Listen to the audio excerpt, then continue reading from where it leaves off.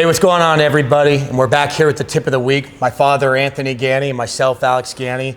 Today, we're going to be talking about knockout rod assemblies and the carriers that hold them. So, Pops, when we're pulling these things out, we're out of the assembly, we're out of the machine. What are some cautionary tales? What are some things I need to be watching out for? First thing is that roller is not retained anyway. Make sure that you don't flip that over because it's going to drop on the floor. You get a nice little dent in it. Yeah, that'd be awful. That makes sense. Anything else that I should be looking for when I'm actually pulling it out, putting it on the bench here? Yeah, well, the normal things I'm going to look at is you have a bushing in the spindle assembly. Sure. Okay, and there's two of them, top and bottom. What we look at is we look and see how much wear we see on the knockout rod shaft. Okay. Okay, because that gives us excess play when we're trying to use that knockout pad to align or to control the lid. Okay. Okay, so I'm going to look at that. I'm going to look at the spline down here, make sure that it's in good shape. Yep. All right. Normally you'll see me pull this assembly apart, and if you got a nice granite stone, I lay it on there and I roll it across that granite stone. Okay. Making sure that this shaft has not bent. So, yeah, you're essentially making sure that it still has the concentricity, Right. that as it's going up and down the assembly, it's not going to be damaging the bushings. That's correct. So, the tools that we're going to need to disassemble this, we need a vise. Right. You want probably aluminum jaws, right? Yes. Because of the brass? Yes. Well, we don't clamp on the brass, but we do clamp on the hardened pin. Okay. So, I don't want to actually go here. I'm going to go on the hardened pin? Yes. Okay. So, now that we've done that, what tools do I need? You're going to need 2 3/4 inch wrenches. Okay. If you can find a crow's foot 3/4, it's good to use that. Is it because it's thinner? It's thinner. It's a thinner wrench. Okay. Okay. You need a 5/16 Box end? box end. You need a 5/16 Allen. You need a small snap ring removal tool. And that's about all we need. Oh, except we have one precision tool. Yeah, we use a depth mic. So before I start disassembling everything, what do I need to do with the depth mic? Well, what I'm going to do is when we put that back together, I'm going to hope that we can get it pretty close to where it was when we're setting up to have proper control. So you're going to see me go from the top of this, the flat. Yep. And you're going to see me go down to the top bolt. Oh, you want me to go to the top nut here?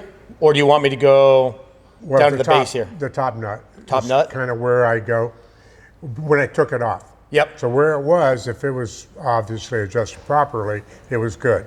And I want to get it back to that same area. So if I don't have a depth mic, can I at least count the threads to get myself a rough count end? the threads. Okay, so one of two ways. I'm either going to use the depth mic from the top of the shaft here down to the top surface of the nut, locking nut, or I'm going to count the threads associated with it. Yes. Okay, so as I'm tearing this apart, I see a washer here. I see my socket head. I see a retainer. And then from there, we have our 2 locking nuts that we need to break free. Right. When I'm looking at my retainer, I noticed that there's a relief cut out below. Right. It had a purpose many years ago. You still want to put it that way when you put it on there because you want that to be over the edge of the bearing. Okay, so I'm going to take this relief here, and then I'm going to secure it against the actual bearing itself. Yes. Okay, makes sense. So now I've torn the whole thing apart. I have a spring, a bearing, 2 lock nuts, a washer, and then I have what looks like a special washer here. Right. That will go on the bottom of the assembly of the shaft here. Okay. Okay. You'll see that this is notched, or what? Yep. That one's on the top. Okay, so your spring is going to go on there. Yep. And that washer will go first. Spring will go on there. Then the notch washer is on the top. It rides up and down in there. So I've inspected the shaft. I made sure the splines were right. Everything looks good, or I have a new shaft altogether. Right. The first thing I'm going to do is put my C-clip back on there. Right. Right. I'm going to put my washer back on. Yep. What next? My spring? Spring. Load in my spring.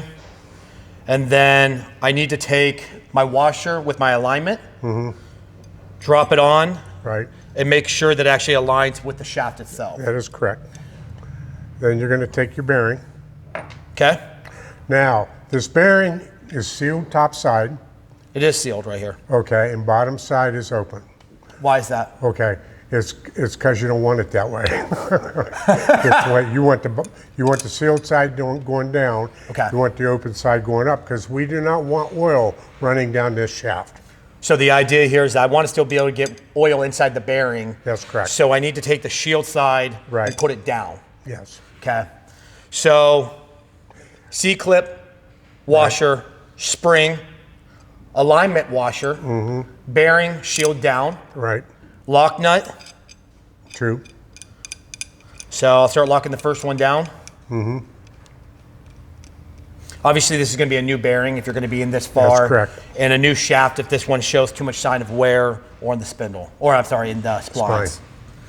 So from here, we're going to actually start to lower the lower lock nut down, and we're going to take our initial measurement that we had, or thread count, and we're going to lower it down. So that way we have a good initial starting point for when we go to drop it in the machine. We'll be discussing this in a later video on how to set up knockout pads when it's actually inside the machine. But this principal setup will help you save a lot of time when you're out in the field. So from there, I have everything locked in. Let's say I have it dropped in correctly. Everything already preset. Lining it up. Yeah, sometimes they just take a little tap. Okay. Then I want to take my retainer. Right, look at the cutout. Look for the cutout. It's going to align with my top side of my bearing. Yes. Now I noticed on some of these, on the washers, there's actually a relief cut here. That is one of those things that they always did, but if you notice, it doesn't matter how you put that on there now, okay?